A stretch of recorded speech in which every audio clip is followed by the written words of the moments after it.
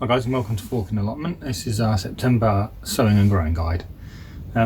So September is the end of summer, and although we can have an Indian summer with blue skies and sunshine, you never know with the British weather really. Most of your stuff will be ready to harvest this month, and your plot begins to empty, so it's also a good month to get your green manures in too. So we were discussing what to sow and grow in September in this video, so I'll see you all in a little moment after the introduction, and then please don't forget to like, comment and subscribe on the video, and I'll see you all in a little moment.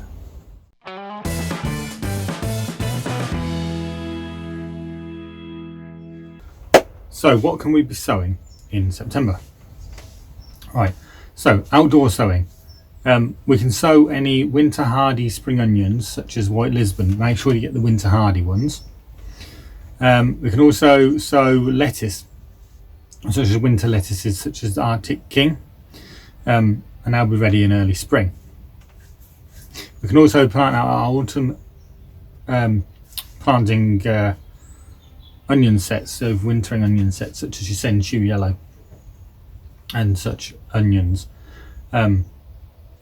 For an early crop. And also we can be planting out spring cabbages to be developing slowly for next year. Also this month I'm going into green manures, getting our green manures sown. So let's say early September is a good time to get your green manures into the ground as your beds are starting to empty. They perform 3 jobs. I do discuss this further in my beginner's guide to green manure, so if you want to jump over onto the channel and check that out as well, then you're quite welcome to do so.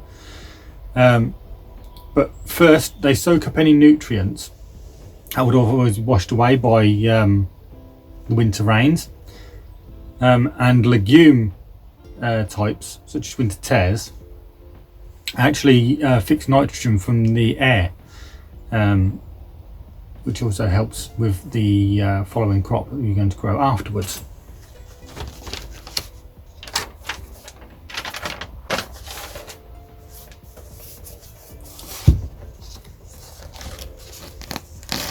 Secondly, they provide compost material and they improve your soil structure.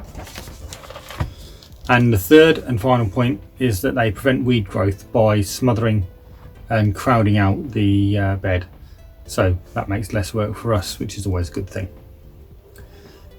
Also digging in, if you've got light soil, you can dig them in the spring and then you just allow them to rot down for a few weeks before planting any seeds.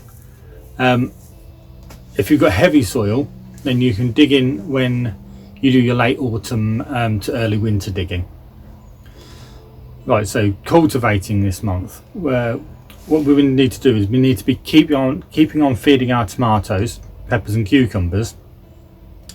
It's not really worthwhile feeding anything else. It's coming to the end of their season, so not really worthwhile feeding anything else in your outdoor plants anyway. Nutrients are best saved for spring. Keep your side shoots in check on your tomatoes as well. Don't stop hoeing.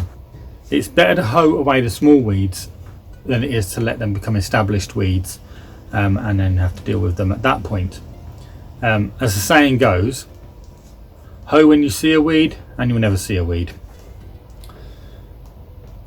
Keep an eye on your brassicas for butterfly eggs and caterpillars. These will probably be underneath the leaves. Your greenhouse pests should be disappearing, but still keep an eye out if the weather is good. What can we be harvesting now? So we could be harvesting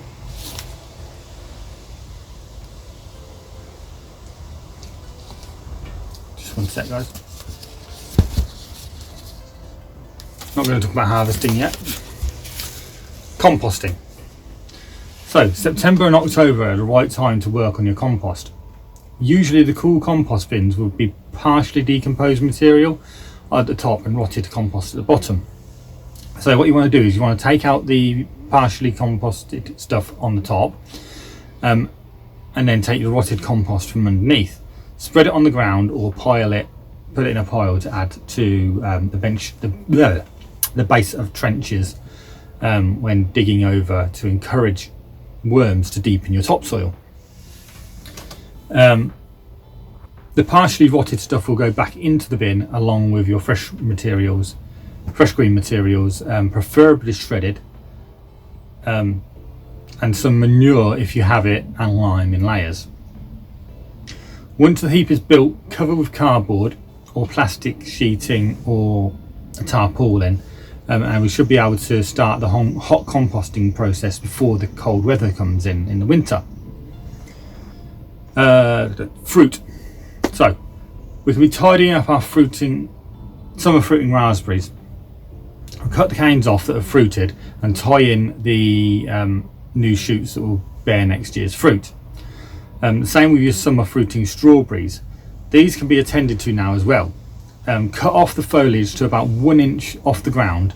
Any runners can be planted up to replace any 3-year-old plants that should be disposed of now, because strawberries only generally last 3 years. So now harvesting. Your main crop potatoes may be ready now. You may have harvested them already, but if not, then they will be ready to harvest now. When you harvest your potatoes, take care to remove all tubers, because any left in the ground will shoot again, will grow again, and will become weed, but will also be a reservoir for any disease and potato blight spores. So check your beds a few days after your harvesting for any surprise potatoes that may have appeared. Runner beans and French beans will be continuing to produce until the frost strikes. Your last year peas should also be coming in too.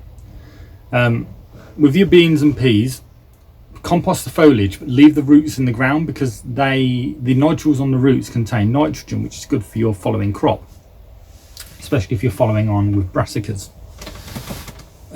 What else can we be harvesting? We can also be harvesting beetroot, cabbages, carrots, cauliflower, courgettes, globe artichokes, kale, kohlrabi, lettuce, leeks, marrows, onions, pumpkins, radishes, spring onions, spinach, sweet corn, and turnips now as well.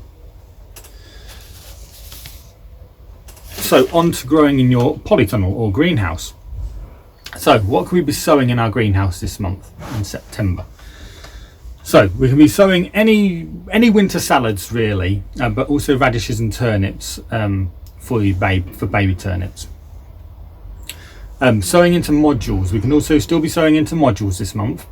We'll be sowing stuff like we'll be sowing Claytonia, 5 seeds per cell. Chervil, coriander, and dill is also 5 seeds per cell. Winter lettuces at 1 or 3 seeds per cell, depending on what type of lettuce it is. Usually, if it's a type larger head, butterhead, I usually do 1 seed per cell. If it's going to be a smaller, sort of like a little gem type lettuce, then I'd do 3 seeds per cell. Your oriental brassicas such as Mizuna, Mabuna, Rocket, and mustard, and so on and so forth. Again, 5 seeds per cell in those. Pak choy at 1 seed per cell. Scallions, spring onions, bunching types, 10 seeds per cell. Spinach, annual spinach, 4 seeds per cell, and perpetual spinach at 1 seed per cell. So what can we be planting into our beds? So all the crops that you raised in modules last month can now be planted into your greenhouse or polytunnel beds. So calabrese, chard, Chinese cabbage, Claytonia, chervil, coriander, dill, Florence fennel, although don't plant them close to each other else they'll cross-pollinate, lettuce, oriental brassica salads, pak choy, parsley, spring onions, spinach, both types of spinach. Harvesting from your greenhouse and polytunnel. So September is still a very productive month in the polytunnel and greenhouse. So you can harvest aubergines, basil, calabrese, coriander, Chinese cabbage, courgettes, cucumbers, dill, Florence fennel, French beans, lettuce, melons, oriental brassica salads, pak choi, parsley, peppers, both sweet peppers and chili peppers, spring onions, spinach and tomatoes. Maintenance, right, so you want to be watering less frequently and less heavily now, about once or twice a week, unless the weather is a lot hotter than usual. Avoid watering in the evening, as it will encourage the spread of fungal diseases. Ventilate as much as possible. The tunnel or greenhouse doors should be left open during the day where possible, unless it's stormy, and closed at night. Same with your windows. Keep them open in the day and close them at night time. Now, you may want to net off, if you can leave them open all day, then net off your windows and your doors and put like a netting to stop butterflies from getting in them and any other pests. So we want to be checking weekly for side shoots on our checking weekly for side shoots and training our tomatoes, cucumbers and melons. Remove any lower leaves and discoloured or diseased ones. Keep an eye out for pests, especially greenhouse whitefly, tomato moth caterpillars, aphids, red spider mites and slugs and snails. And also harvest regularly when the crops are ready. So that is our September sowing and growing guide.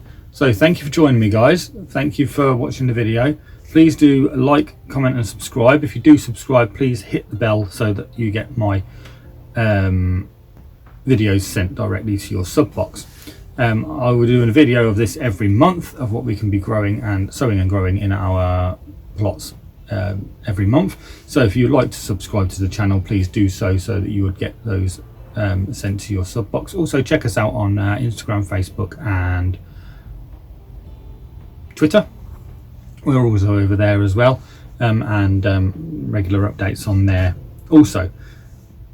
So again, Instagram and Twitter are at the top here, and my Facebook is Forkin Allotment, so just check that out as well, and please do like the page, and also please do visit Sow Seeds at the top here for any of your seeds that you need for this month.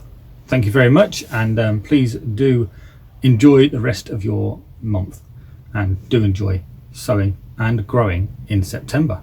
Thank you very much, and I shall see you all in the next video.